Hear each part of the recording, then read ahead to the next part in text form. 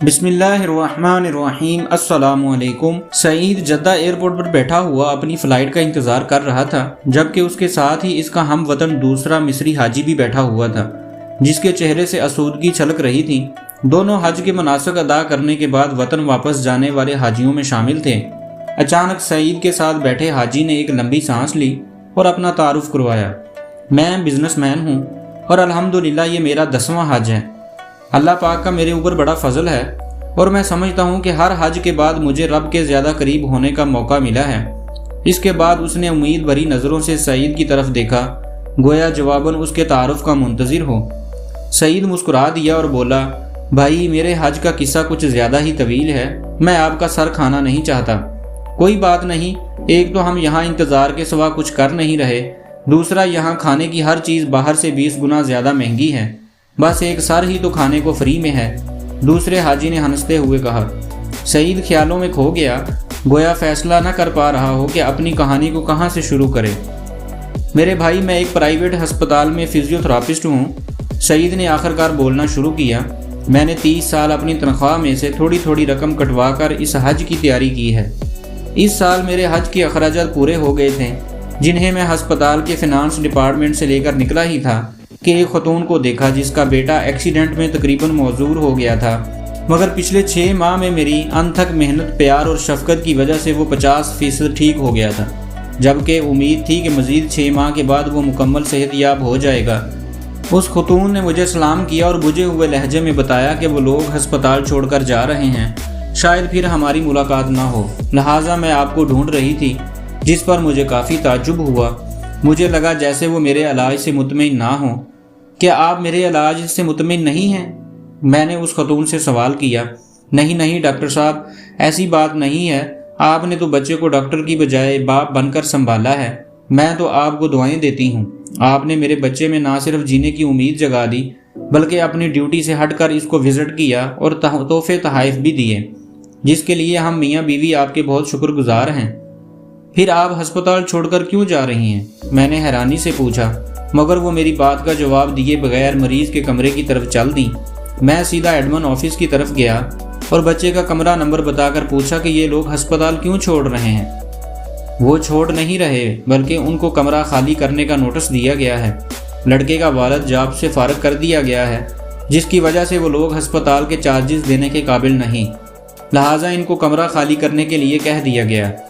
میں وہاں سے مینیجر صاحب کے آفس میں گیا اور ان سے درخواست کی کہ بچے کو علاج جاری رکھنے کی اجازت دی جائے، مگر میری بات ابھی پوری بھی نہیں ہوئی تھی کہ مینیجر نے نہایت رکھائی سے کہا کہ سعید، یہ ایک پرائیویٹ ہاسپٹل ہے، کوئی چیریٹی ادارہ نہیں ہے، یہاں وہی علاج کرا سکتا ہے جو اخراجات کی سخت رکھتا ہے۔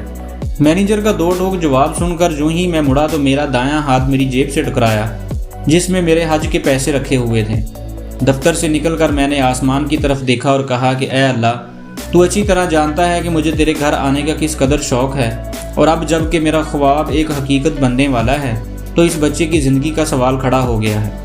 اے اللہ، میں مجبور ہوں، مگر تو بے نیاز ہے، میں حج پہ نہ آ سکا تب بھی مجھے اپنے فضل سے محروم مت کرنا۔ میں وہاں سے سیدھا اکاؤنٹنٹ آفس میں آیا اور اس بچے کے اگلے 6 ماہ کے اخراجات جمع کرا کر اس کے ڈسچارج آرڈر کینسل کروا دیے۔ الحمدللہ میرا دل سکون سے بھر گیا۔ میں حج پہ نہ جا سکنے کا افسوس اپنی جگہ پر تھا۔ پھر آپ نے جب اپنے حج کے اخراجات اس عورت کے بچے کے علاج کے لیے دے دیے تو آپ حج پر کیسے آ گئے؟ دوسرے حاجی نے بے چینی سے سوال کیا۔ میں جب گھر آ کر لیٹا تو حج کے مناسک کا ایک ایک منظر میری نظروں میں گھوم رہا تھا۔ میں نے کئی بار بیت اللہ کا خیالی طواف کیا تھا، کئی بار لبیک اللہم لبیک کہتے مجمع کے ساتھ اپنی آواز ملا کر ان کا حصہ بن گیا تھا۔ پتہ نہیں کب میری آنکھوں سے آنسو بہنا شروع ہو گئے اور میں بہتے آنسوؤں کے ساتھ ہی سو گیا۔ میں نے دیکھا کہ میں بیت اللہ کا طواف کر رہا ہوں اور لوگ مجھے میرا نام لے لے کر حج کی قبولیت کی بشارتیں دے رہے ہیں۔ اے سعید، اللہ نے تیرا حج قبول کر لیا، تو نے زمین سے پہلے آسمان پر حج کیا ہے، ہمارے حج کی قبولیت کے لیے بھی دعا کرو۔ اسی کیفیت میں فون کی گھنٹی نے مجھے جگا دیا۔ فون پر ہسپتال کا مینیجر تھا جو کہہ رہا تھا کہ ہسپتال کا مالک حج پر جا رہا ہے، وہ اپنے خاص معالج کے بغیر کبھی نہیں جاتا، مگر اس دفعہ اس کے معالج کی بیوی شدید بیمار ہے، جو بیوی کو اس حال میں چھوڑ کر مالک کے ساتھ حج پہ نہیں جا سکتا، لہٰذا آپ کو ان کے ساتھ بھیجنے کا فیصلہ کیا گیا ہے۔ آپ اپنے ضروری کاغذات ہسپتال کے ایڈمن آفس پہنچا دیں۔ میں نے سب سے پہلے تو شکرانے کے نفل ادا کیے، پھر کاغذات آفس والوں کے حوالے کیے۔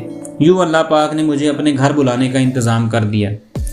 حج کے بعد ہسپتال کے مالک نے مجھے میری خدمت کا معاوضہ دینا چاہا تو میرے آنسو نکل پڑے، اور میں نے اس کو بتایا کہ اس نے مجھے حج کرا کر مجھ پر اتنا بڑا احسان کیا ہے کہ مجھے اپنا خادم بنا لیا ہے، لہٰذا میں نے جو بھی اس کی خدمت کی ہے وہ اس کے احسان کے مقابلے میں کچھ نہیں ہے، لہٰذا وہ معاوضے کی بات کر کے مجھے گناہ گار نہ کرے۔ پھر میں نے اس کو سارا واقعہ تفصیل کے ساتھ سنایا، جس پر اس نے مکہ سے ہی فون کر کے اس بچے کے مکمل علاج تک اسے ہسپتال میں بلا معاوضہ رکھنے کے احکامات جاری کر دیے۔ اس خاتون کے شوہر کو اپنی ایک فیکٹری میں سپروائزر کی پوسٹ پر رکھ لیا اور ہسپتال انتظامیہ کو میرے سارے پیسے مجھے واپس کرنے کے لیے کہہ دیا۔ یوں اللہ پاک نے مجھے فری میں حج کرا دیا۔ دوسرے حاجی کی آنکھوں سے آنسو جاری تھے۔ اس نے اٹھ کر سعید کا ماتھا چوما اور اسے مبارکباد دی اور کہا کہ میں سمجھتا تھا کہ میں نے 10 حج کر کے اللہ پاک کا بہت قرب حاصل کیا ہے، مگر آج مجھے لگتا ہے کہ میرے ایسے 1000 حج بھی تیرے اس ایک حج کے برابر نہیں۔ میں تو خود حج پر آتا رہا، جبکہ تجھے تو اللہ خود ہی اٹھا کر اپنے گھر لایا ہے۔ حاجی سعید، اللہ پاک سے میرے حج کی قبولیت کی بھی دعا کرو، اللہ تمہارے حج میں برکت دے۔ تو دوستو، آپ کو ہماری یہ ویڈیو اچھی لگے تو پلیز چینل کو سبسکرائب کیجئے اور اس ویڈیو کو لائک اور شیئر کیجئے۔